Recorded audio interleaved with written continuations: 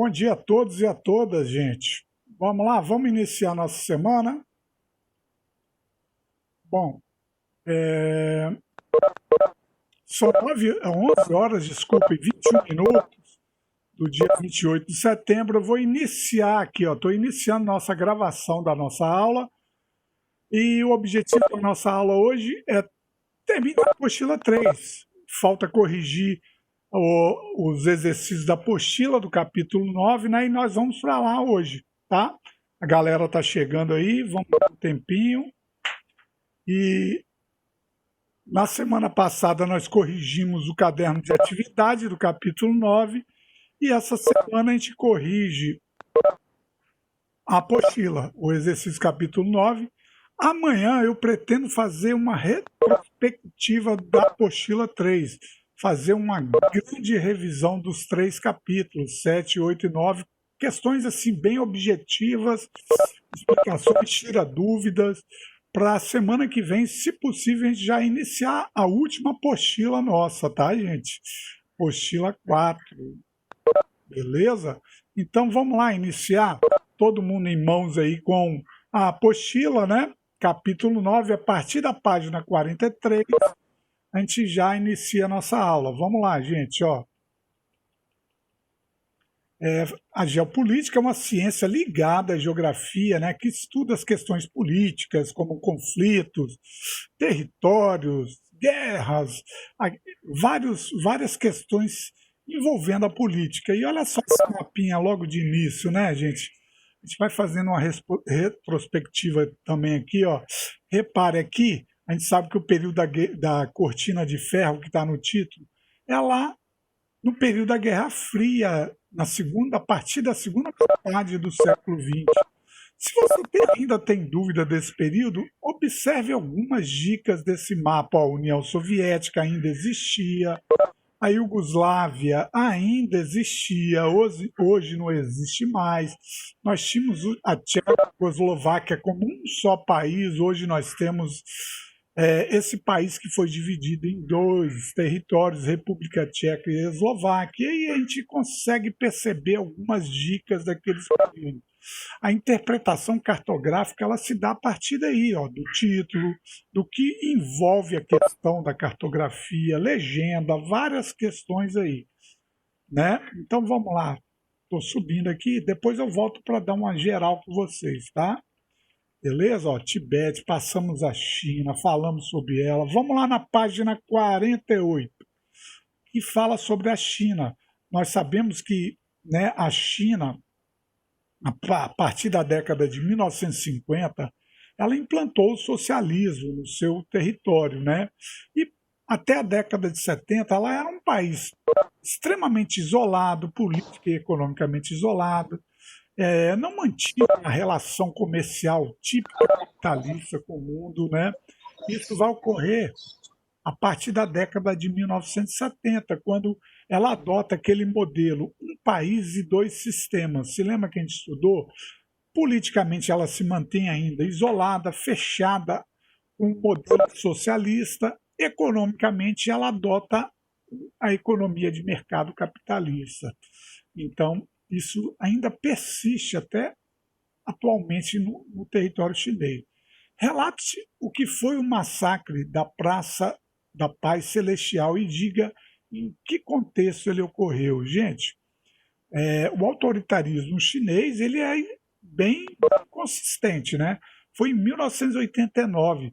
Muitos chineses, contrários a essa questão de autoritarismo do seu Estado, do seu governo, eles fizeram um protesto na Praça Celestial em Pequim, na capital, e eles foram reprimidos com violência. Isso aconteceu, até a televisão relatou, as televisões estrangeiras relataram esse momento terrível em 1989. Era o fim do período bipolar. Repare, o mundo estava se abrindo para o capitalismo, para a liberdade de expressão, e a China ainda mantinha e mantém esse autoritarismo político no seu território. Muitos chineses, eles são contrários, porém eles não podem protestar, porque essa repressão ela é violenta. O Estado chinês não dá moleza não, tá? Aqui a gente pode fazer greve, aqui a gente pode protestar, mas lá não.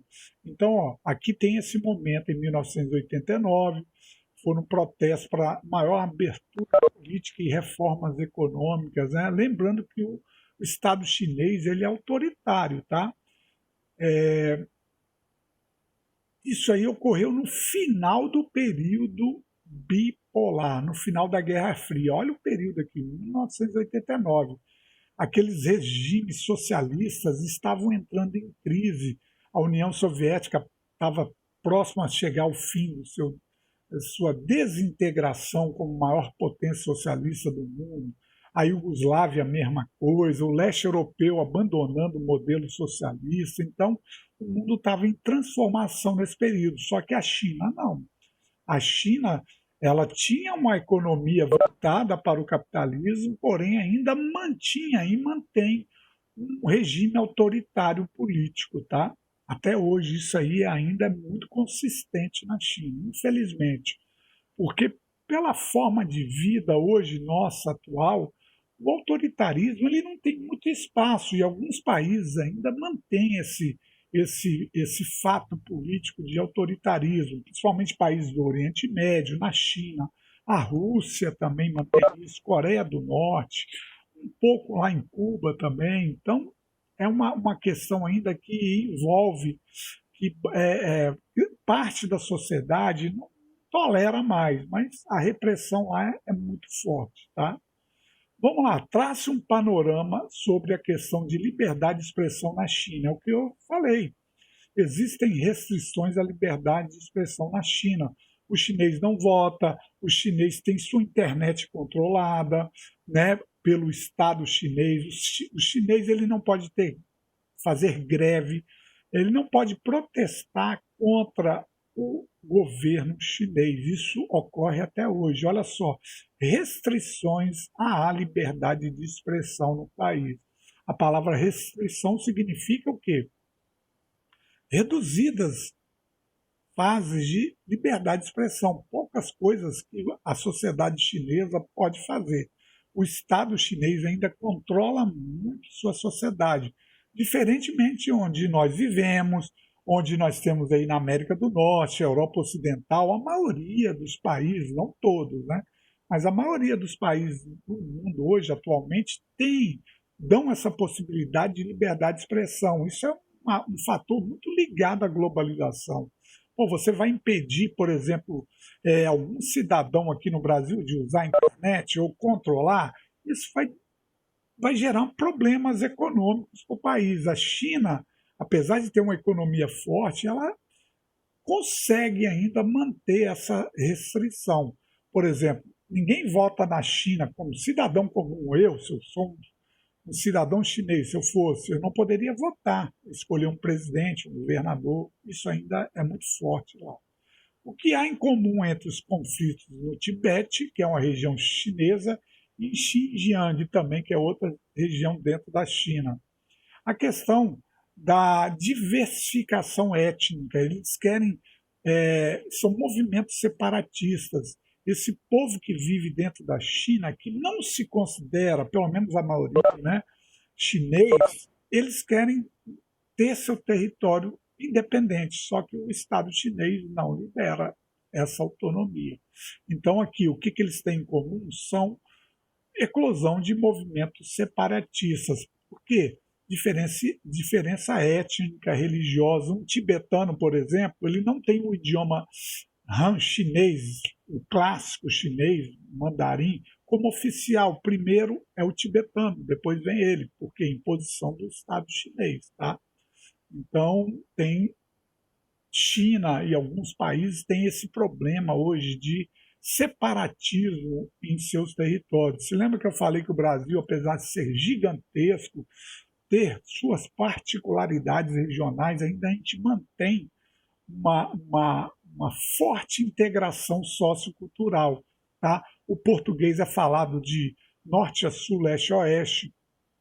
A religião cristã é esmagadoramente praticada, professada em nosso país, né? A cristã que envolve o catolicismo e o protestantismo, né? Protestantes e católicos, né? Esmagadoramente, mais de 90% da população brasileira é de origem, professa a religião cristã, né? Então a gente não tem esse problema. A religião e o idioma aqui unifica muito a nossa sociedade, que hoje está em mais de 211 milhões de habitantes.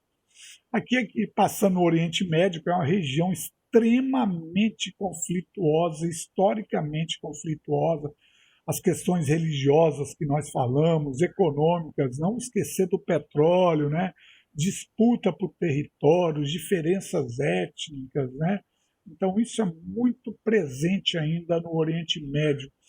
Repito a vocês, desse capítulo, dessa apostila 3, eu classifico esse capítulo como o mais importante. Bom dia, Eduarda.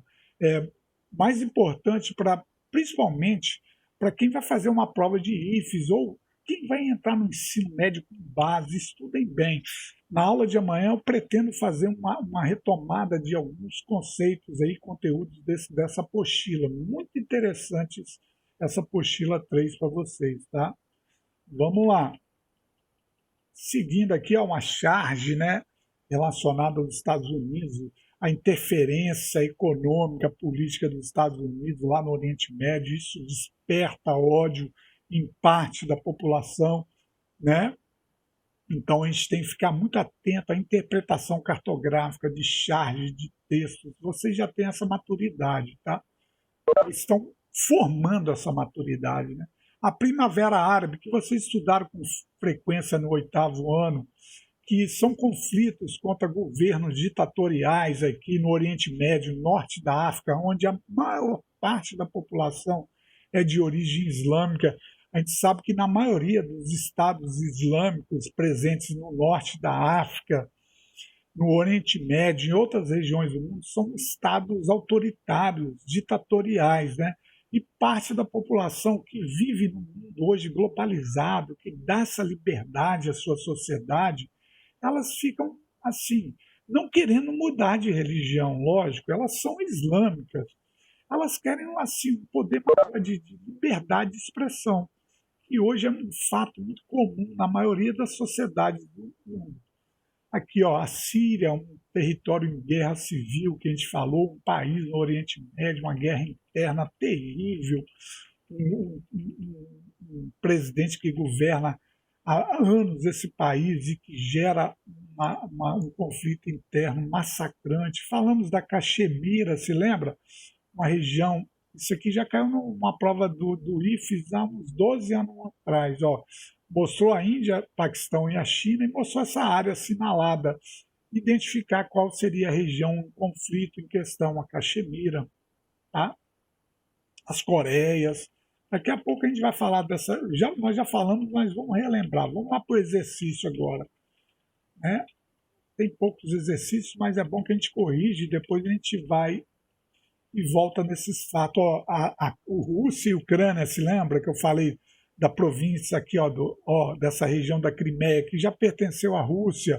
Aí, quando criou-se a União Soviética, o presidente da União Soviética incorporou a Crimeia ao território ucrânio, da Ucrânia, que naquela época era a União Soviética. Acabou a União Soviética, esse território ficou incorporado à Ucrânia e a Rússia queria ele de volta. A população fez um plebiscito, escolha, onde a maioria decidiu retomar a Rússia a sua posse e a Ucrânia não aceita essa questão. Então é uma região conflituosa ali no leste europeu, tá? Então vamos lá. Aqui nós temos esses conflitos. Leiam esse. Oceania nem tanto, não tem muita coisa para a gente ver, mas alguns tópicos assim, interessantes. Vamos lá. Coreia do Norte. O que acontece com a Coreia do Norte? Só vocês lembrarem, reparem aqui, deixa eu voltar lá. Eu sei que eu atrapalho vocês quando vocês vão anotar, mas eu volto lá daqui a pouco.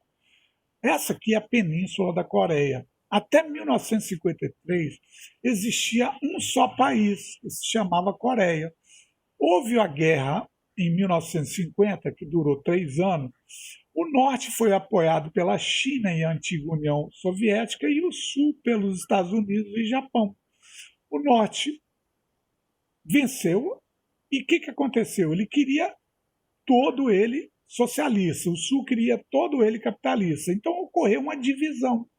Coreia do Norte surge como um país socialista, Coreia do Sul, na época, como um país capitalista. Vamos lá para a pergunta, vamos lá. Essa divisão até hoje, tá, gente? Não ocorreu a reunificação da Coreia como ocorreu na Alemanha, né? Essa divisão até hoje, ó, 28 de setembro de 2020, a Coreia está dividida. A Coreia do Norte pretende ainda manter essa divisão, manter esse regime autoritário governado por um clã familiar desde 1953, o avô, o pai, agora o filho Kim Jong-un, né? Ele governa a Coreia do Norte a punho e ferro, é um ditador, ele não dá nenhum tipo de liberdade de expressão à sua sociedade ou à sociedade da Coreia do Norte que vive lá. Quando ocorreu a divisão entre as duas Coreias, familiares que viviam no norte e do sul jamais se reencontraram, né?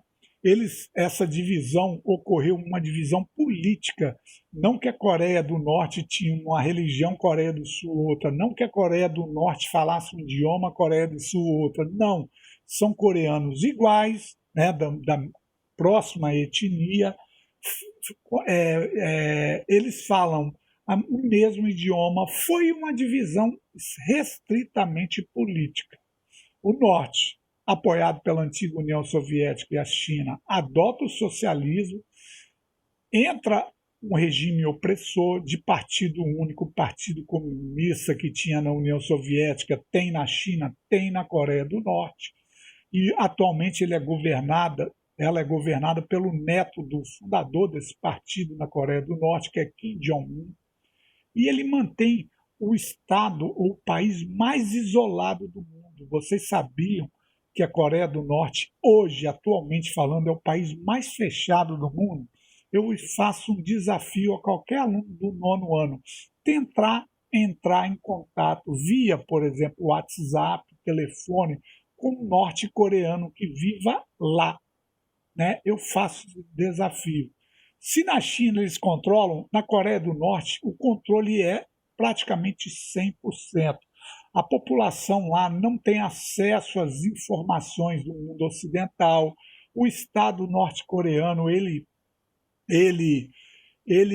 controla praticamente totalmente sua população, tá? Ele não deixa nenhum tipo de liberdade para criar, então, manifestações contrárias ao atual governo. Essa repressão é feita desde que a Coreia do Norte se tornou um país independente e socialista.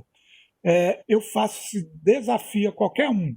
Eu também faço outro desafio. Tentem comprar uma passagem para Pyongyang, que é a capital da Coreia do Norte, e tentar entrar sem a autorização do Estado norte-coreano. Faça esse desafio também. É o Estado hoje, ou o país, né? Quando eu falo Estado-nação, tá, gente? Que é um país. É o Estado-nação mais fechado e controlado pelo governo no mundo.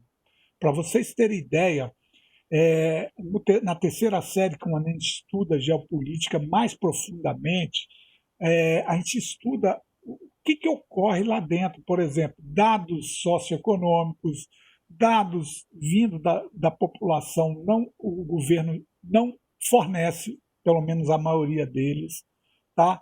O governo controla emprego, trabalho, habitação, praticamente todos os segmentos da sociedade.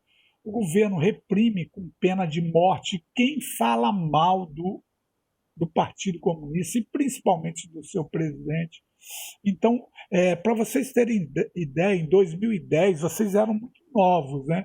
Teve a Copa do Mundo na África do Sul e na chave do Brasil estava a Coreia do Norte. Aquele jogo entre Brasil e Coreia do Norte, que o Brasil ganhou de 3-0, ele foi passado, editado em partes para a população norte-coreana. Vocês não devem lembrar. No início, antes do início da partida, tem aquela coisa de os atletas fazerem, né, o aquecimento para o jogo. Os brasileiros faziam aquecimento, chutavam. E se vocês perceberem, os norte-coreanos eles faziam aquecimento militar, de estilo militar, em veneração ao Estado norte-coreano. Eles são obrigados a fazer isso. Os vídeos que são publicados da Coreia do Norte, você vê uma maravilha. A população venerando o Estado norte-coreano, eles são obrigados a praticar esse tipo de encenação, infelizmente. Se fosse eu ia botar a boca no trombone. Você vai falar para quem? Você não tem como se manifestar lá dentro. Qualquer norte-coreano, para sair, para fazer uma viagem, tem que ter autorização do governo. Você vai para onde? O que você vai fazer fora? Você pretende voltar? E muitos deles não conseguem. O cristianismo foi proibido ser professado naquela região por ser uma religião associada ao mundo ocidental. Então, a repressão lá é praticamente total. Falei uma palavra extrema, né? E na China, quase que total. Lá é total mesmo, tá? Depois a gente vai, lá na medida que vocês entrarem em ensino médio, e até mesmo aqui no nono ano, a gente vai aprofundando mais essa questão da Coreia do Norte. E aqui tem uma pergunta, tem, na verdade, mais de uma pergunta. Sobre a Coreia do Norte, complete o quadro. Origem: formou-se após a Segunda Guerra Mundial, quando o Japão controlava a região, foi derrotado, né? E ela foi dividida. A Coreia do Norte teve a influência da União Soviética, a Coreia do Sul dos Estados Unidos. Então, o que vocês têm que associar essa divisão? Ao período da Guerra Fria, tá?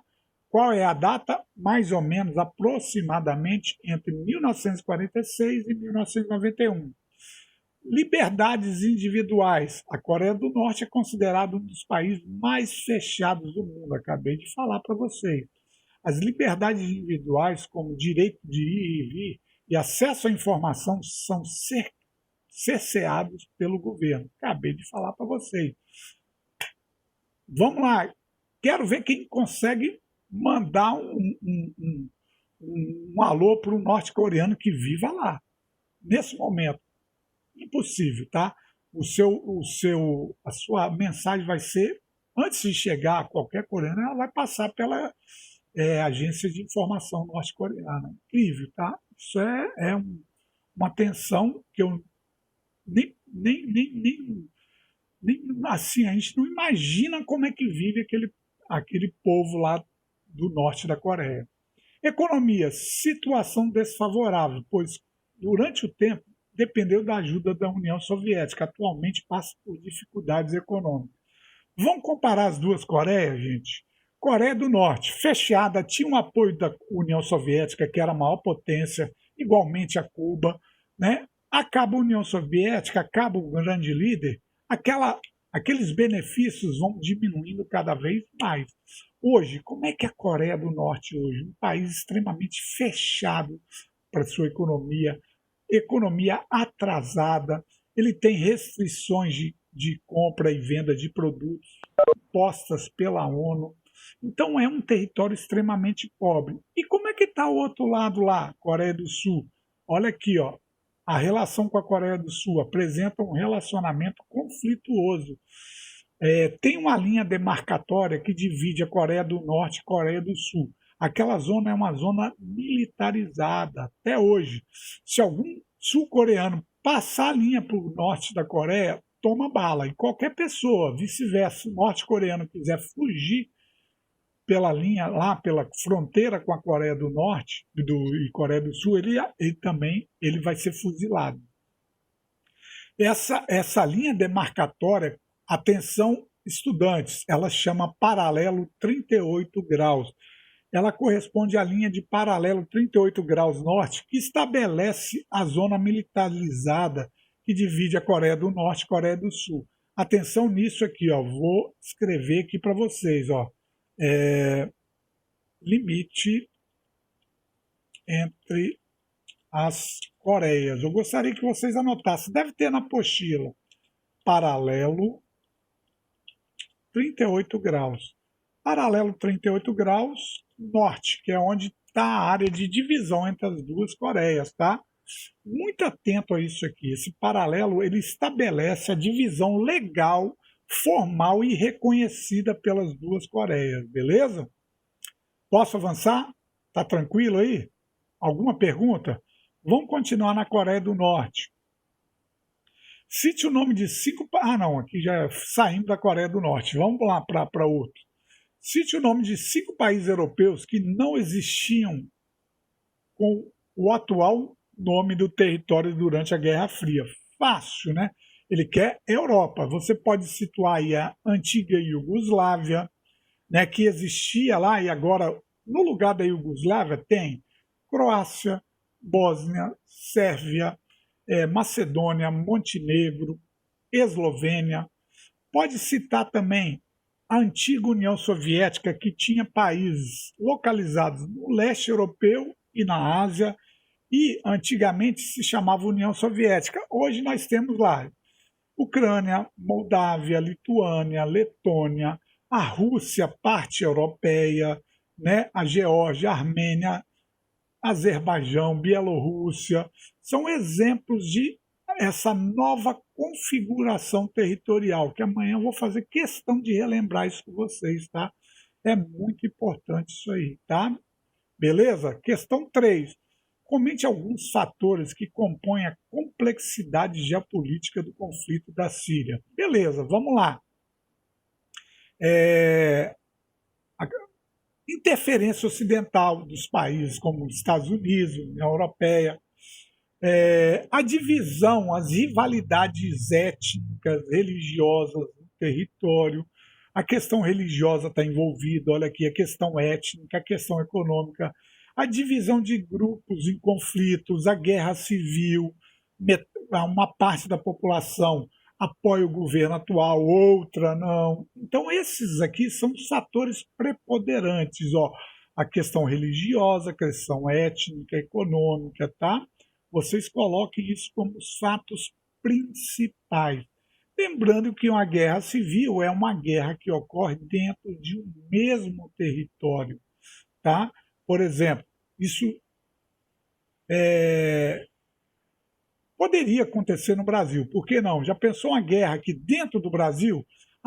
Vamos supor que a região sul esteja contra a região, contra o governo federal. Como nós, no século XIX, nós tivemos a guerra dos farroupilhas, no sul do Brasil, que o governo imperial, ele taxava impostos na carne, na charque, o charque, né, que seria carne seca, né? E eles queriam a independência daquela região. Houve um conflito interno no Brasil no século XIX. Tá? Atualmente nós não temos isso aí em evidência. Não temos. Mas na Síria e alguns outros territórios nós temos. Tá? Vamos lá.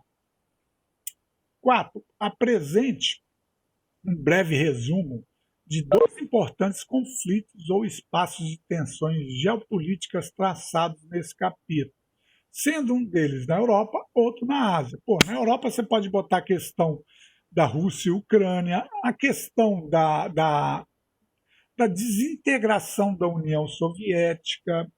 Na Ásia vocês podem falar sobre o conflito na China, né, onde Hong Kong, Taiwan, Tibete, são áreas que querem independência do território chinês. A guerra na Síria, outro exemplo, vocês podem botar o conflito da Caxemira entre Índia, China e Paquistão, a divisão das Coreias, né?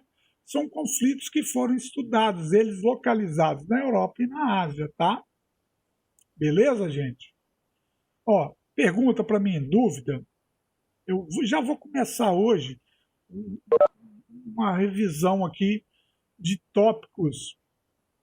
Eu vou deixar isso aqui para amanhã, do capítulo 9, que eu acho interessantíssimo. Eu vou rever com vocês, tá? Vamos lá para trás aqui para ver alguns tópicos que a gente deixou para trás estudamos e é bom relembrar, né? Se alguém quiser também me pedir aí alguma pergunta, alguma dúvida, alguma dica para explicar, vai falando também, tá? Beleza? Vamos lá. Estou voltando aqui o conteúdo, estou indo lá para o início da apostila. Se lembra que no capítulo 7 a gente estudou a economia, tanto nos espaços agrários e industriais naqueles países da Europa, Ásia e Oceania, desculpa. Vamos lá. Vamos aqui, 24. Quero só relembrar alguns tópicos para a gente amanhã continuar, tá? Reforçar bem esse capítulo. Para mim, essa apostila 3 das 4, eu acho a mais assim, importante em formas de cobrança, possíveis cobranças de vocês aí em provas, tá, gente? Muito boa essa apostila 3, muito, muito mesmo. Vamos lá. Ah, vocês se lembram ali o espaço rural na Ásia? Vamos lá, né? Só relembrando alguns tópicos, vocês vão comigo aí falando, tá? Quem quiser falar, abre o microfone ou vai no chat. Diferença entre sistema agrário intensivo e extensivo. Quem fala para mim? Vamos lá? Estudamos isso logo no início do capítulo aí. Do capítulo 7 da apostila 3. Diferença, assim, não precisa falar tudo, uma diferença básica entre agricultura intensiva e agricultura extensiva. Quem responde para mim?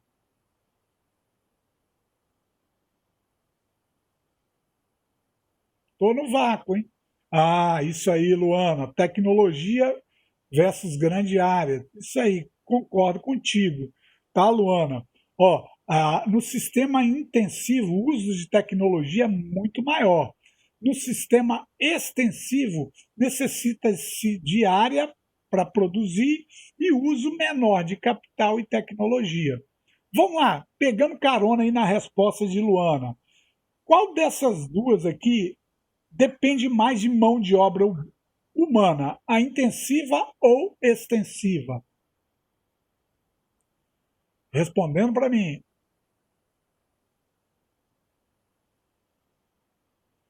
Extensiva, Eduarda. Muito bem, parabéns. Porque se você tem uso menor de tecnologia, você tem que ter mais trabalhadores humanos. Se você tem muita máquina, uso de tecnologia, necessita menos trabalhadores humanos. Ótimo. Vamos para o espaço rural. Vamos começar no sul-sudeste da Ásia. Eu estou lá naquela região montanhosa, de clima tropical de monções, que depende de chuva. Eu quero fazer minha produção de arroz. Só que eu tenho uma terra que ela é muito assim, sinuosa, montanhosa. Eu necessito de um uso de uma tecnologia milenar que é usada no sul e sudeste asiático. Como é que eu plantaria esse tipo, essa produção de arroz em áreas de montanhas? Que técnica eu utilizaria? Respondendo para mim, nonos anos. Vocês subindo a escada para ir para a sala lá de vocês. Olha que dica que eu dei, hein? Tô no vácuo, hein? Tô esperando. Ó, sul e sudeste asiático, regiões montanhosas, planta risicultura, né? Depende do ciclo da chuva. Quando vem a chuva, planta-se esse arroz, só que não tem espaço plano para plantar. Tem, mas pouco. Eles usam uma técnica nessas áreas de morros chamada de terraceamento, Ronald. Parabéns, garoto. Ó, se você tem uma área montanhosa, constrói-se degraus, e nesses degraus vão reter parte daquela água, vai se plantar o arroz, vai evitar aquela erosão em regiões de íngremes, né? De montanhas, de planaltos. Muito bem, Ronald, isso aí. E como é que é chamada essa produção? Terraceamento, e as áreas são verdes, plantadas por muitas pessoas, elas são verdes. Como é que elas são chamadas? Plantações, agricultura de Vamos ver se vocês lembram. Vou botar uma dica aqui, tá? Isso, Isabelle, jardinagem, parece jardins, né?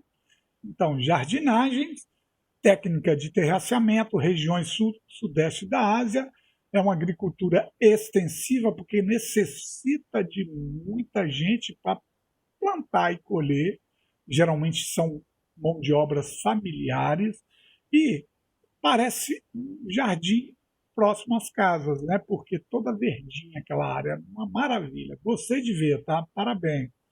Vamos lá, subindo aí, vamos continuar na Ásia. Eu queria que alguém me explicasse de forma bem resumida a agricultura itinerante. O que se pratica nela? Se é uma agricultura avançada ou arcaica? Vamos lá. Alguma coisa que lembra a agricultura itinerante. Vou dar uma dica, ela é muito praticada em regiões subdesenvolvidas da Ásia, da Oceania. Isso, Keila, queimadas. Por que as queimadas elas são assim o elemento mais assim visível? Por quê? Geralmente, Eduarda, Keila, e nonos anos, essas regiões são onde tem aquela agricultura de subsistência, onde a maior parte dos agricultores são pobres, não tem capitais para investir em correção de solos, em adubagem. Arcaicas são nômades, assim, sim, elas vão saindo de um lugar para o outro. Isso, Ronald. Então, qual é o elemento mais barato, menos custoso para investir numa plantação dessa? Praticar queimadas. O que acontecendo no Pantanal lá no entorno? Muitos ali são agricultores ricos do agronegócio, mesmo assim eles praticam queimadas. Imagine esses pequenos proprietários de terra que não têm muito capital para investir. Quando eles queimam o solo, eles vão limpar mais facilmente aquela área e vão aproveitar as cinzas, os resíduos daquelas queimadas para adubar naturalmente o solo, porém eles estão fazendo uma técnica indevida, que aos poucos ela vai empobrecer o solo. Beleza, aqui a nossa agricultura de jardinagem, né? Olha aqui os terraços, olha gente, ó, só para a gente relembrar, né? Tá vendo com esses degraus aqui, né, gente? E aí, chegou mais uma plantation. Primeira pergunta para os nonos anos. Quem introduziu nas regiões tropicais esse sistema ou tipo de produção? Foi em que época quem trouxe para as regiões pobres da América Latina, da África e da Ásia? Difícil essa, né? Imagina o período das grandes navegações. Uma dica boa, né? No período colonial, Isabelle, isso aí. E principalmente quem teve aqui, quem foram os principais colonizadores daquela época? Respondendo para mim, vamos lá. Estou no vácuo, hein? Isso, os europeus, Luana, isso aí, portugueses, espanhóis, ingleses, holandeses, ótimo. Então vamos generalizar como os europeus, né? Não todos, né? Mas os principais que tiveram aquele papel na colonização ali. Então o que eles fizeram? Eles não tinham um clima específico para isso, extensões de terras igual tinham nas colônias, então eles introduzem essa técnica. Agora vem a pergunta-chave. Eu quero duas características, pode ser duas palavras, dos plantations. Quem responde para mim aí? Vamos lá.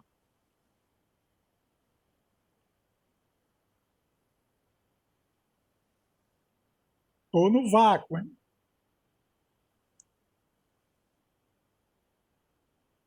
Duas características, vamos lá. Pequenas, grande extensão em monocultura. Ronald, você tá o bicho, hein? É isso aí, Ronald. Ó, as monoculturas têm formas de produção bem detalhadas. Primeiro, não são produzidas em pequenas extensões de terras, sempre médias e grandes, principalmente grandes. Latifúndio, lembrem, monocultura, eles priorizam uma cultura para produzir, tá? Outra, utiliza-se muita mão de obra, porque tem mão de obra barata nas regiões pobres, eles vão lá e exploram. E a outra, visa exportação. Agora, para a gente terminar sobre plantation, me dê um exemplo no sul, sudeste asiático, na América Latina, de um tipo de plantation, uma cultura que está dentro desse tipo de produção, o nome de uma cultura. Vamos lá? Vamos lá. É uma cultura tropical, plantada aqui nos trópicos ou nas regiões equatoriais. E falta 5 minutos, já me deu aqui o. Vamos lá que eu acabo esse. Cana de açúcar, Luana, parabéns, menina, isso aí, joia pura. Tá cana de açúcar, amendoim. A gente hoje no Brasil tem soja, tinha o café tem os dois tipos de produção. Muito bem, são geralmente produtos tropicais, tá? Que visam exportação. Olha só, me deu aqui o tempo aqui que está finalizando. Amanhã eu vou continuar com vocês a retomada de alguns conceitos e conteúdos dos capítulos 8 e 9, beleza? Só lembrando, dia 30 vence o envio da primeira atividade do terceiro trimestre, que é aquele roteiro de vídeo. Tchau, tchau. Olha só, vocês vão ter que assistir ao vídeo, a videoaula do SPE Positivo On, a videoaula no máximo 10 minutos, é rapidinho, tá? E vocês vão responder aqueles roteiros, títulos, 5 palavras-chave, e vão enviar até o dia 30. Beleza?